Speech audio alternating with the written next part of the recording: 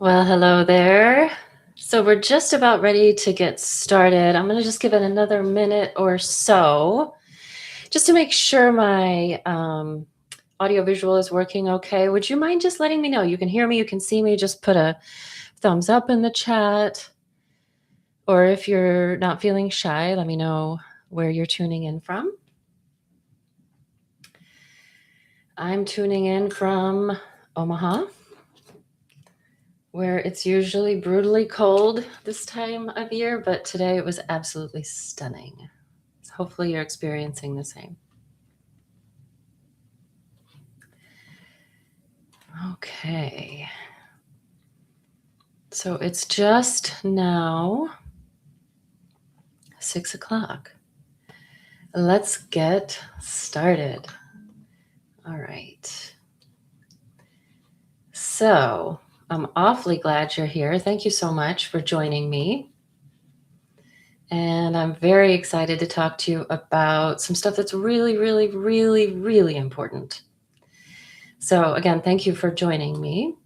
I'll ask you here, as we're just waiting for people to come in, to take a second and just have a look at the chat.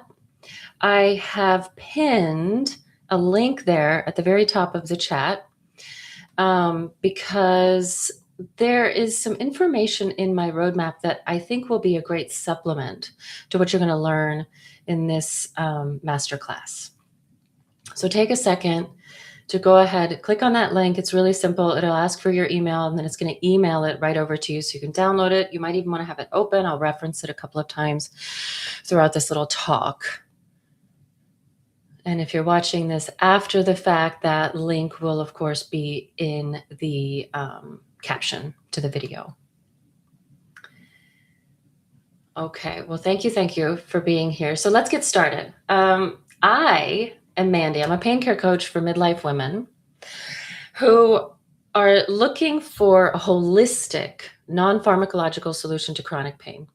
And I found that this time of year especially can bring up additional stress for those with persistent pain, because it's not that we don't want to set intentions and resolutions. It's not that we don't want to get back to working out and being active like it seems like everybody is at the beginning of January. It's not like we don't want to maybe put on some muscle or lose some weight like everyone else in the world. It's not that we don't know how important exercise is for metabolic, bone, and mental health, especially at this stage of life, of midlife. It's that we've tried to get on the new you bandwagon before, and pain has sidelined us pretty quickly, and so we're feeling awfully gun shy. This is super demoralizing. And it can lead to women feeling like something is wrong with them. But I'm here to tell you that nothing is wrong with you. It's just that the avalanche of advice and pressure to get fit simply doesn't and won't work for you, no matter how often you're bombarded with it. So I'm going to tell you what does work. And I'm even going to tell you right now how I know this from multitudes of scientific data about pain and recovery. I know it from my work with the last 13 years with women in pain, and from my own personal experience as a midlife woman who struggles with a chronic pain issue. And I'm happy to say is my pain issue is very well managed using the techniques that you're going to learn here today. So if you have any questions throughout, please take a second to just pop them into the chat. I'll be asking for your feedback here and there as well. But before we really get started, take a second and just grab that roadmap. The link is pinned at the top of the chat. It's a much more comprehensive resource. I'll give some additional detail here, which I think will be helpful, but the two together will be really, really useful for you. So if you're in my network, you likely already know that chronic pain is a different experience than acute pain, or the type of pain that happens with an injury. Because acute pain usually heals within a pretty limited period of time and becomes a distant memory. You, however, I'm assuming, are here because you have chronic pain, which is pain that has lasted beyond normal tissue healing time, which is usually 3 to 6 months. So if your pain has persisted beyond that period of time, congratulations, you have chronic pain. It's different from other kinds of pain, and it needs a different approach. And maybe the reason why you're stuck with this pain is because you have not yet experienced that approach. So chronic pain sticks around due to what we call nociplastic factors. That is, changes to the protection system, which is a facet of your nervous system, not just your joints and your muscles and your discs. So you may have heard from your medical team that they can't find anything in scans to validate your pain. Or maybe everything that showed up in scans has been addressed, but the pain is still with you. I'm here to tell you, you're not crazy. It's not in your head. It's in your nervous systems. It's time to address those. And this is actually good news because it opens up a number of potential options for overcoming this difficult time of life. I know this is true because I've experienced it myself, and also with countless clients. So I want to help you understand this phenomenon. But I also would love to know the reason that you're here. So if pain wasn't a barrier, what kind of activity or fitness would you ideally like to start or resume? So again, if pain wasn't a thing, if you could wake up tomorrow and pain was in the rear view, as if it had never happened, what would you wake up and do tomorrow? Would you go for a walk with your girlfriends? Would you head back to the gym? Would you like to go back to your favorite dance fitness class? Would you go for a hike? What is the type of fitness that you would like to start or resume if pain weren't an issue? And I think this is an important question to contemplate because it's hard to know where we're going if we don't know what our goals are. What is it that our heart of heart really wants? So I know that pain feels like the unsurmountable barrier to getting back to these things. But what if I told you that for most of us, pain is actually the manageable obstacle? That there's actually something else that's even more formidable than pain, something else that is really keeping you stuck. Because for most of us, the vast majority of us, pain is something that we can manage and live well with in an active lifestyle with the right approach. And the preponderance of data suggests that physical fitness and activity can actually reduce chronic pain intensity and duration, and in many cases can eliminate it. So that means it's even more important to get active. But I know you've tried and you feel like you've taken one step forward and two steps back every time. So what is the real roadblock? It's the all or nothing mindset. So let's break this down. You commit to getting back to the gym or resuming your daily walks or getting back to your dance fitness class, and you head to the class or hire a trainer or lace your sneakers up and you go for it. It's a very human thing to want to measure up. You're thinking about what you've done before you had chronic pain, or what you should be able to do. You need to prove to yourself that you can. So what do? You push through. Your body responds poorly. You end up in a flare.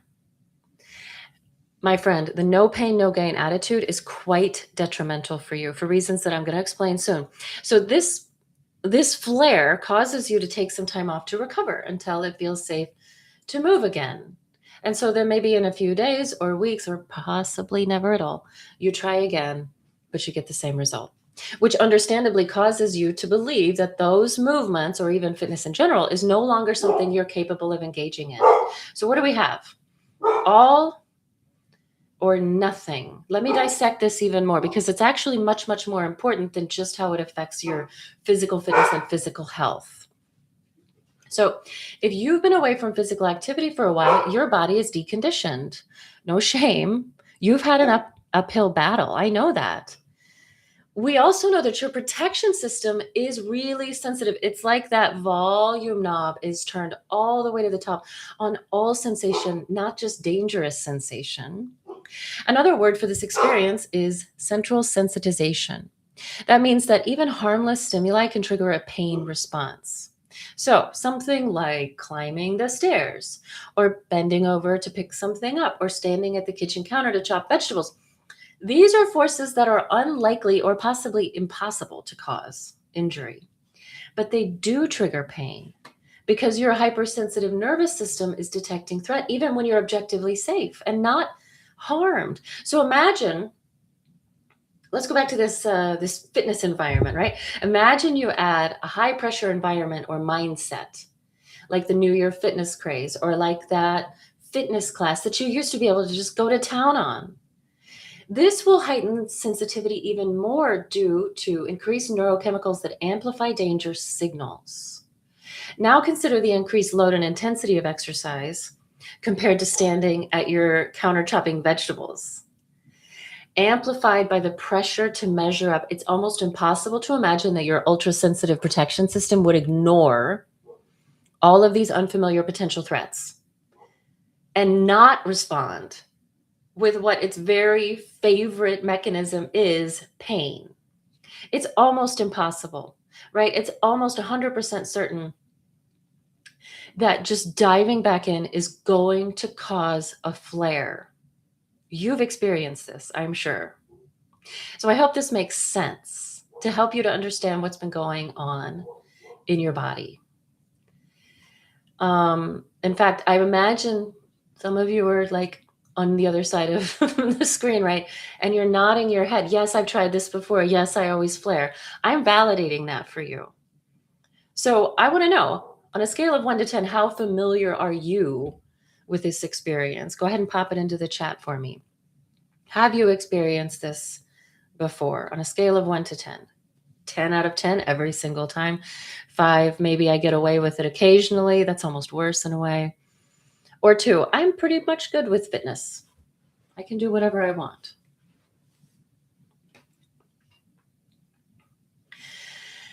So, in my experience with my clients, that's why they come to me, right?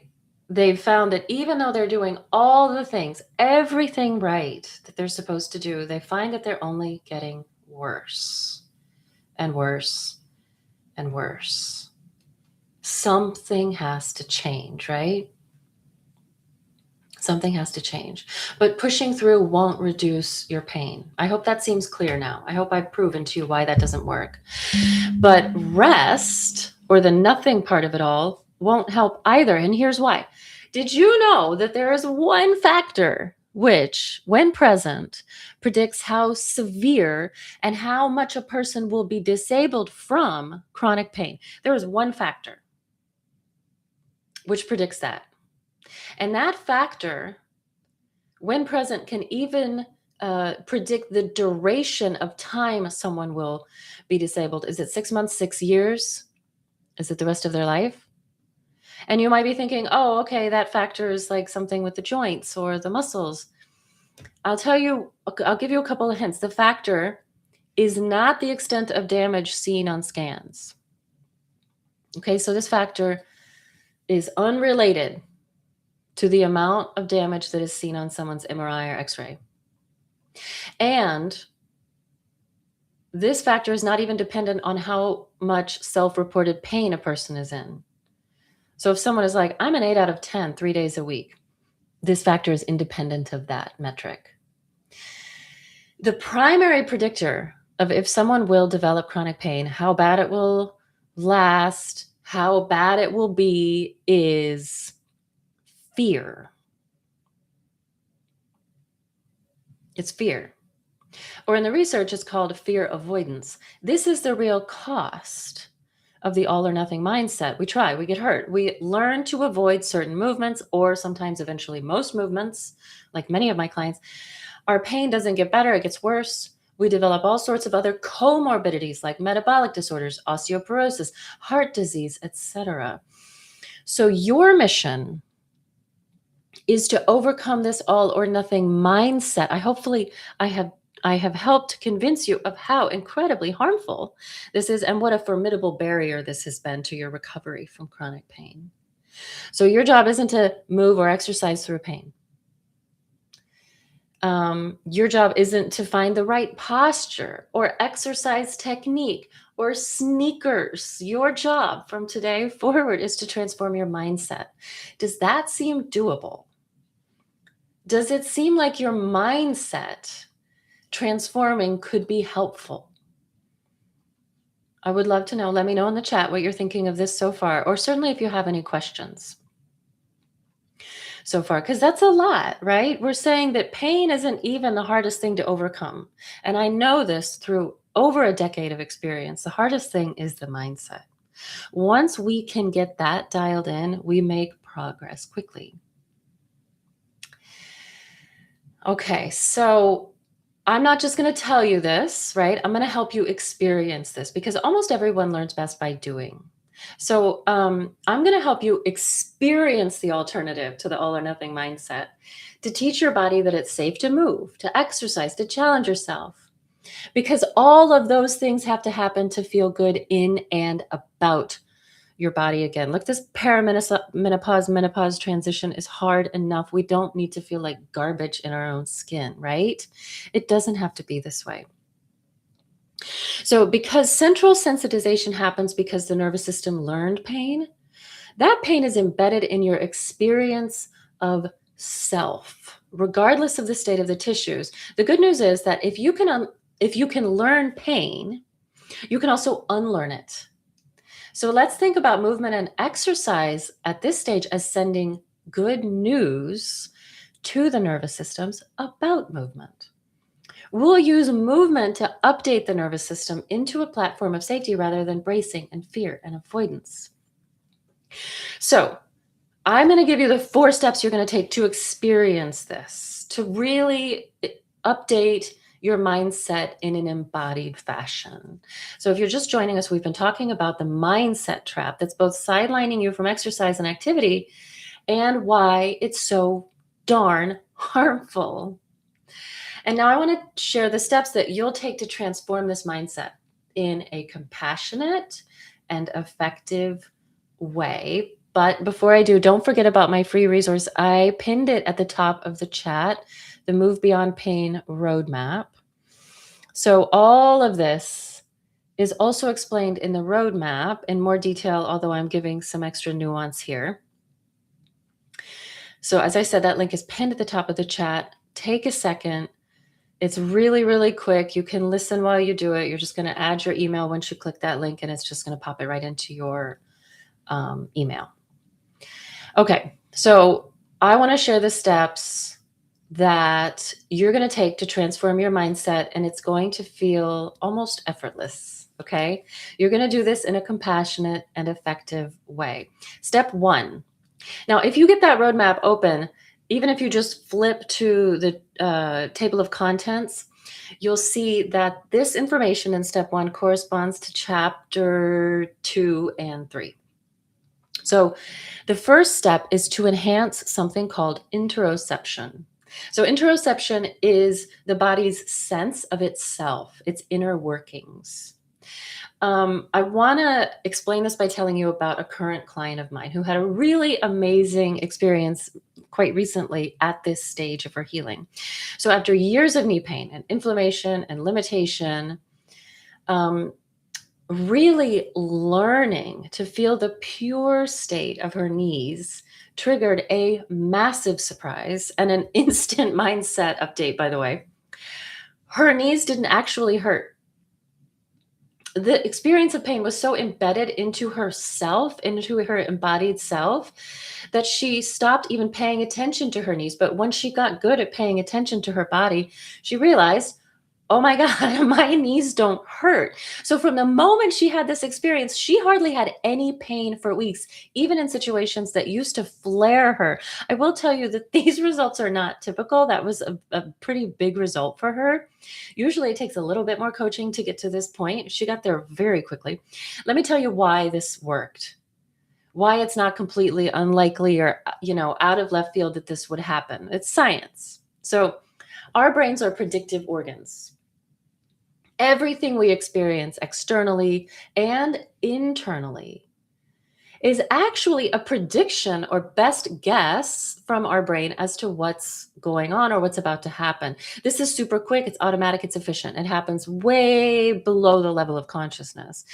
So once your brain has kind of assessed the situation and triggered its prediction, its action, right? Then the sensory data is consulted to update the accuracy of the prediction, right? So the sensory data comes in after the prediction. Here's what's crazy though. Sometimes the brain uses the raw sensory data to correct an error. And that's what happened for my client. Once she could really pay attention, the update was instantaneous and extremely powerful. But often, and especially in pain that has become chronic, the brain will consult the sensory data and then, and this is really, really rude of the brain, it will decide that it's false or not helpful. Maybe it thinks, you know what, my person still needs protection regardless. And then from there can top down change the data to perpetuate the faulty prediction, which is my knees hurt or my back hurts or my shoulder hurts. So my clients get really good at observing the state of their bodies and their painful places and their breath and their body tension. This is how we teach the nervous system over time to find credibility in the fact that the tissues are safe, and therefore it is not helpful, thank you very much, brain, to perpetuate a pain experience. I have resources within that roadmap for you to do just that, okay? So step 2, simple somatic movements which reintroduce a variety of sensations in the body. So if you've been in pain for a while, something terrible happens. We start to lose the ability to feel anything other than pain. First in the injured area, and then regionally, right? So it starts here, and then it's here, and then sometimes it's everywhere. So in step 2, you relearn the vocabulary of sensation through movement, which is novel, playful, and affirmative, right? It's fun. Movement that allows you to experiment, take risks without consequences. So that's what somatic movement education does for you when you're struggling with a chronic pain condition. It allows you to take movement risks without consequences, to experience new sensations, and to start to update your brain's predictive model about you, movement, and pain. It is incredibly powerful. In step 3, we need to facilitate, and by the way, step 3 happens kind of at the same time as the other steps. We need to facilitate whole self safety by utilizing physiological tools to reduce the effects of chronic stress. Yes, you must address your stress to address your pain. These are straightforward, but really hard to implement, where you could have the experience within a couple of weeks of feeling more sensations in your body, less guarding, less pain. You might be finding that you're getting back to activity more. Until you start to address these other factors, pain is always going to be kind of stalking you. This is what I found. And I promise it's good news, because when you address these things, everything else in life gets better as well. So what are these things? We have to learn how to prioritize sleep. This one's easy. Hydrate. You would not believe how effective that is. We need to set boundaries, personal boundaries, professional boundaries. We must address perfectionism. And we must practice self-compassion. These are all playing a bigger role in your pain condition than you may think. Because pain is a protection mechanism, and it's your nervous system's go-to favoritist protection mechanism. So even if nothing has changed in your knee or in your back or in your shoulder, a poor night of sleep or a large movie theater buttered popcorn can actually trigger a pain experience. I've seen it dozens of times, okay? Step 4, graded exposure. This is a research-based, proven strategy. So when you got back to your dance fitness class, you probably dove right in with quite a bit of fear, but you said, you know what? I used to do this all the time. I'm fine. I'm going to just dive right in. Or I just got a text from one of my one-on-one clients. She says, my knees are really flaring after my walk. Well, how long was your walk? She hasn't been in a walk in maybe 6 to 8 months. She said, an hour. Oh. Here's what we need to do. We have to dial it back so ridiculously that it almost feels silly, right? Where maybe instead of an hour, she would have gotten away with 20 minutes. But if you can't get away with 20 minutes, it's 10. And if you can't do 10, you do 5. The goal at this stage, at the beginning of this process, is to send good news to the nervous systems about you and movement. So that means we have to start very small with minimal consequences. And then once we can move with a minimal amount of discomfort, we start to increase duration, intensity by only 10%. And here's a note. At first, all the movements that you're trying to reintroduce should be pain-free. At first, not always, at first. This is just to, as I say, get to good. Once that's happening, it's okay to poke into pain. In fact, it's necessary, right? We can't push way past the pain alarm, but we also can't ignore it. It's not all or nothing. It's somewhere in the middle is where we get better. And this part is harder than it sounds. That's why I can make a living doing this, okay? Because it's not that easy. It's simple, but it's not easy. So if all this sounds like the right approach to you, but you're unsure if you can do it on your own, or maybe you feel that you could use some accountability, I hope that you'll join me for my New Year Pain Relief Challenge. So I'm going to just pop the link quickly here into the chat so that you can have a look at it. Okay, so my New Year challenge, this is a 30-day challenge where I teach you these steps 1 through 4 through pain education, daily movement, mindfulness, peer and coach support with me. My next challenge actually starts in 1 week on January 14th, so next Wednesday. But I have cohorts starting multiple times a year. So if you could use 30 days of comprehensive support and accountability, you could. If you know that what you've been doing isn't sustainable or likely to lead to success because it hasn't so far, if you've been doing everything, but you're actually only getting worse, this is your next step. I promise you are not out of options. You are not out of options. This process works. The 30-day challenge is delivered right to your smartphone on my app. But I'm always available through the in-app support chat or in our weekly group coaching calls, which happen on Wednesdays at noon, by the way, but are recorded in case you can't make that time. So there's no question that you can do this. You can feel at home in your body again. You can feel confident in your body again. You just need support. So the challenge is $250 and is a wise investment in a future that isn't dictated by pain.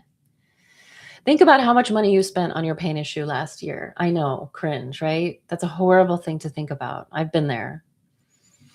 Or even just last month. So this evidence-informed program, which has helped hundreds of my clients, is just a tiny fraction of that. Just a tiny fraction of that. So I have time for a few questions. So please, if you'd like, pop them into the chat. I'd love to hear from you. This is your chance to talk to a professional pain care coach and get some thoughts on what you're dealing with. So please do take advantage. I'm more than happy to give you a little extra advice, a little extra guidance.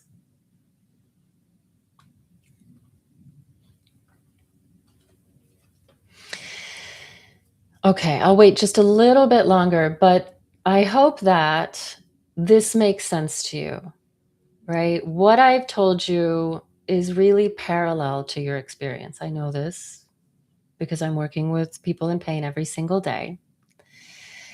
And I also know that these strategies work. They work for my clients. They've worked for me. So if this makes sense, but you're not sure if you can do it alone, or maybe you want results quicker than doing it alone, I want to walk with you. So my 30-day pain relief challenge starts on January 14th. It's $250 for 30 days of coaching, daily lessons, and a community of women who actually get it. So you're going to get the app and the weekly calls, but mostly you're going to get a path out of this cycle. You're going to get a path out of this cycle. So the link is in the chat now. And I'm going to hang out for another couple minutes in case any questions pop up. I am more than happy to chat with you while we're here. And if you haven't had a chance yet, please do go to that pinned comment right at the top and download my roadmap. If you're thinking, oh gosh, I really am interested, I'm just not sure yet if this is for me, the roadmap is a really great place to start. Again, all of these techniques are simple. All of these techniques are simple. They're just not easy. but I created the roadmap so that you can start to go down the path. You can start to see that this stuff works. You can see success. You can find hope. Okay, I'm going to assume that there's no questions. And I want to thank you so very much for tuning in. Thank you so, so much. I was really, really glad to have you. And definitely reach out to me if you're on my email list. If you have any questions about this, I would be more than happy to chat with you about the challenge or the roadmap or any other questions that you have. Thank you so much and have a wonderful evening.